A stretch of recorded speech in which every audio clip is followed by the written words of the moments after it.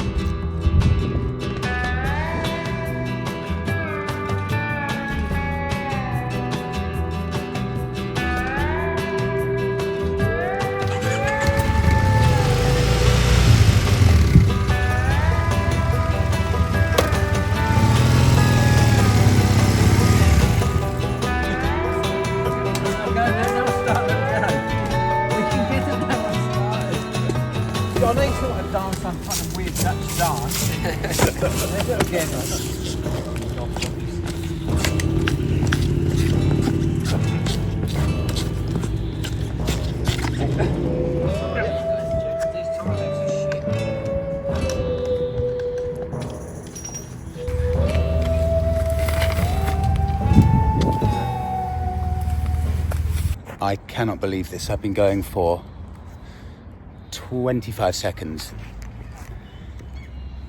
That's the airport. And I've just been riding out of the airport to this. The Speedmaster has a puncture. I can't believe that the luck is unlike anything I've ever seen before. Now even the Speedmaster, so they're trying to sort that out by propping it up on a log and seeing if they can do it. So unlucky. I can't get my head over this. I'll leave them to it. There's nothing I can offer. There are 4 very, very competent mechanics there, and it looks like they're all sorting it. It makes me realise how lucky I've been so far, because if this happens to the Bonneville, I've got no idea, literally no idea what I'd do. So, I wish them good luck, and I'll carry on.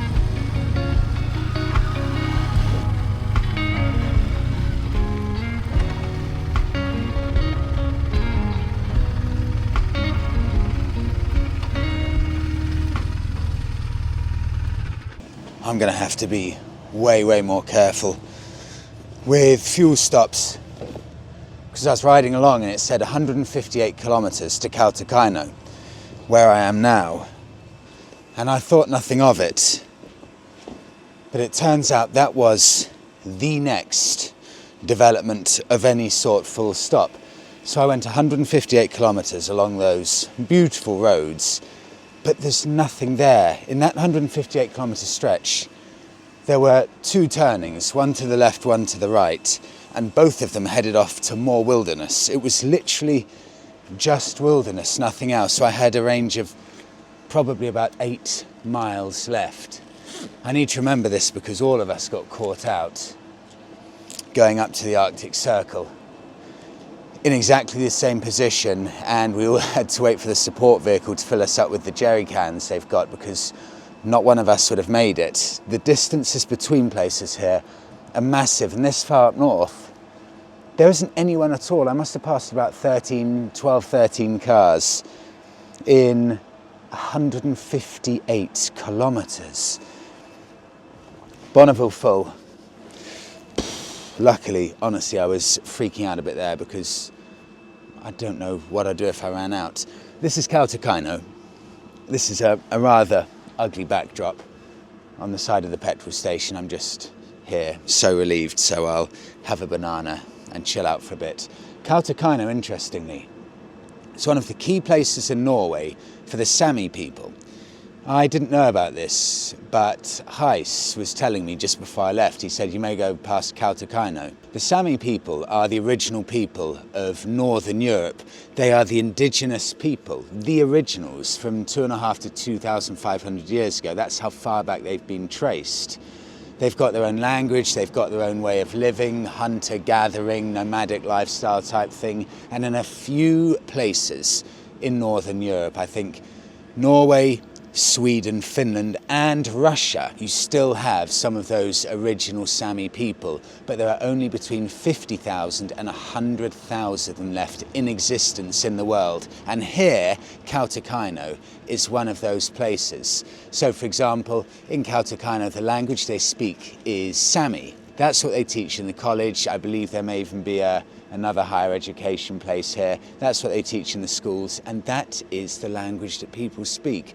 I think they may even have their own parliament here as well. I had no idea about this kind of history that they've got. And the Sami people, they were indigenous not just to Norway, but yeah, all over Northern Europe, from Russia, Finland, Sweden, and right here.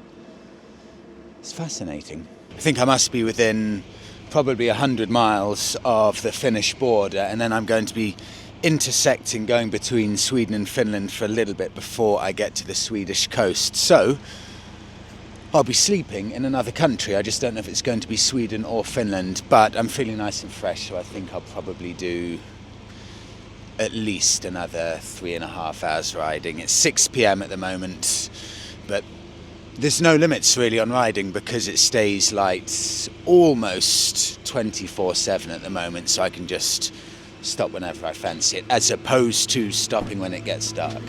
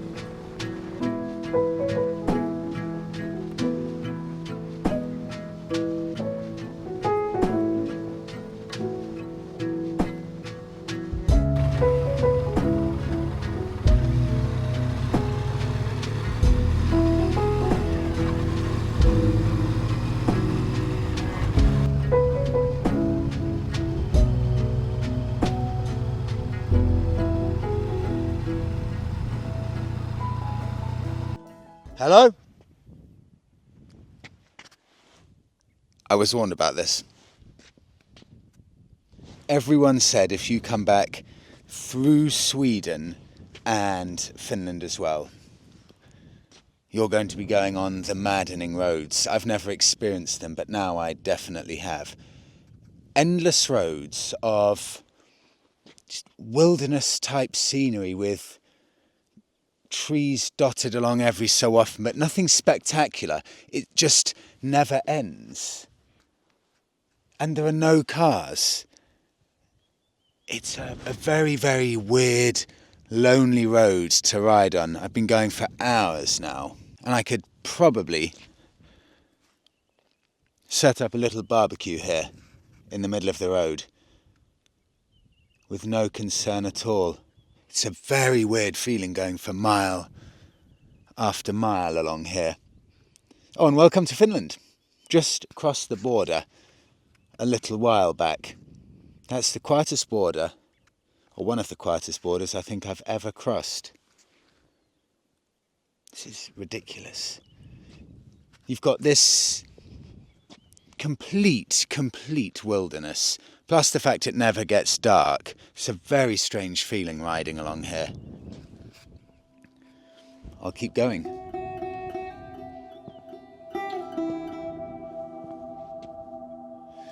No one's coming.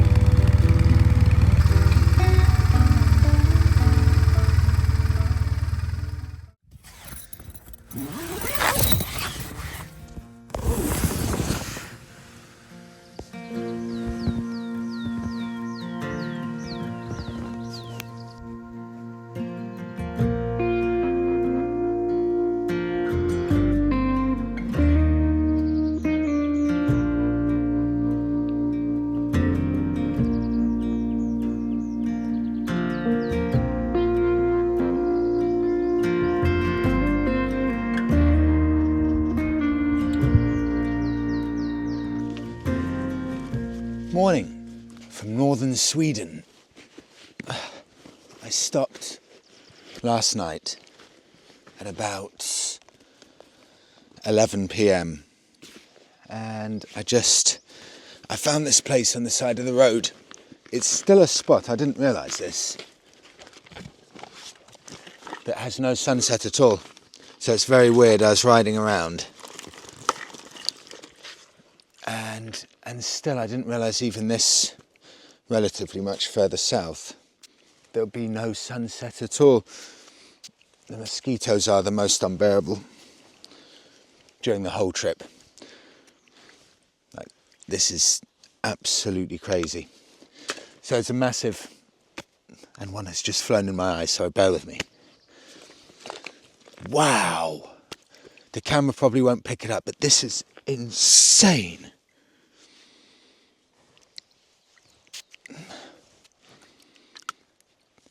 Almost unbearable.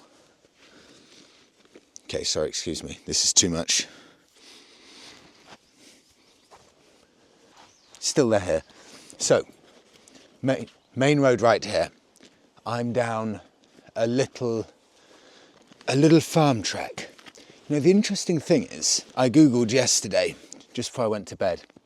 I checked how many bears in Sweden, and it said of brown bears, I think the only kind of bear in Sweden, there are 2,800 of them. And I don't have any bear spray at all, or anything like that. But you get varying levels of people saying, oh yes, of course you need to take bear spray, and some saying, no, don't worry about it. The chance of you seeing a bear is so minimal, there's no point worrying about it. So I went with the advice of the latter and thought, look, it's probably going to be fine. It's vanishingly small, the chance that I'll actually see a bear in Sweden, I'm sure. So it'd just be me overreacting if I worried about that stuff.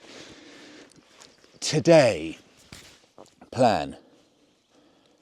Just get a bit further south, see what's going on. To give you a rough idea on location, I am still significantly further north than the northernmost tip of Iceland. So it's very, very far north, but the weather is so much better now. I had an amazing, amazing night's sleep. Blue sky, in fact it's been blue sky ever since I got into Finland. So the weather is infinitely better in this part of Europe than Norway. The roads are empty. The weather's pretty much perfect temperature-wise. I think it's about maybe even 14, 15 degrees now, which feels like, I don't know, it feels like I'm in Ibiza. It's so warm, it's amazing. So I'm going to have some breakfast and hit the road. I'm incredibly excited to get going today. There is nothing like waking up when the sun's out. In fact, any day at all, nothing like it, knowing you've just got the open road ahead of you and no real plans. I'll quickly grab the camera and I'll just show you this road, because this is exactly the kind of road I've spent the past, God, what would it be? 7.5 hours on, i.e. just nothing around at all. Yep. It's just me and 65 million mosquitoes.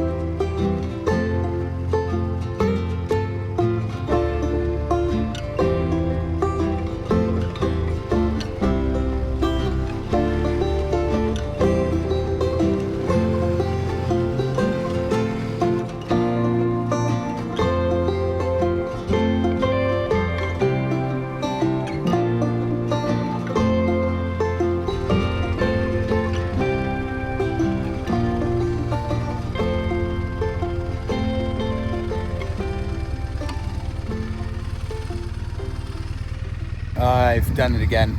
I've nearly run out of fuel.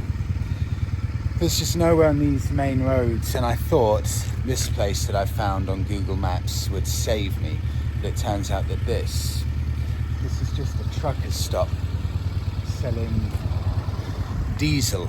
So there's a town about 8 miles away that way. I'll have to go there, but I really don't think I've got much more than 7 or 8 miles left, so there's a chance I may have to push the bike for the final mile, which I guess isn't the end of the world. Sweden's favourite car. On a positive note, the Swedes, interestingly, just like the Norwegians, love American cars. Swedes on top of that, also of course, their first love, the Swedish Volvo. I love seeing these in so many front gardens where I've been driving past. You see these old 1980s Volvos. So iconic. Okay, jump on the bike. Hope I make it. Must be more responsible fuel stops now. Cannot be happening every single time I get to about 100 miles plus and then the freak out level starts. I have to start filling up far sooner.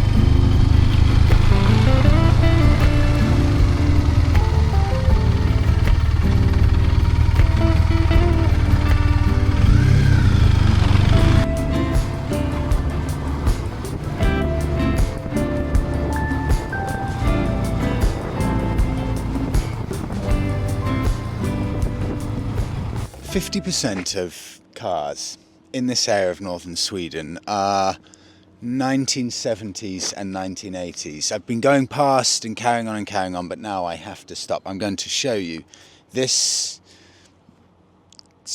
garden slash workspace, and the assortment of cars in it is incredible.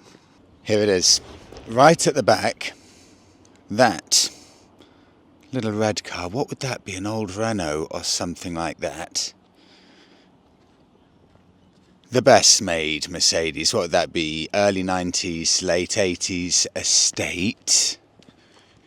Coming along here. You can just see a glimpse of it too. These are very different. These are immaculate American cars. The Swedes love the American stuff. Another Mercedes just behind that. The faded red one.